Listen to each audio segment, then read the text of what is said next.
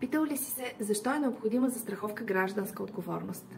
Аз съм Майя и вече 16 години се грижа за финансовото спокойствие на своите клиенти с застраховане и спестяване и с удоволствие ще отговоря на този въпрос, като ти разкажа една истинска история.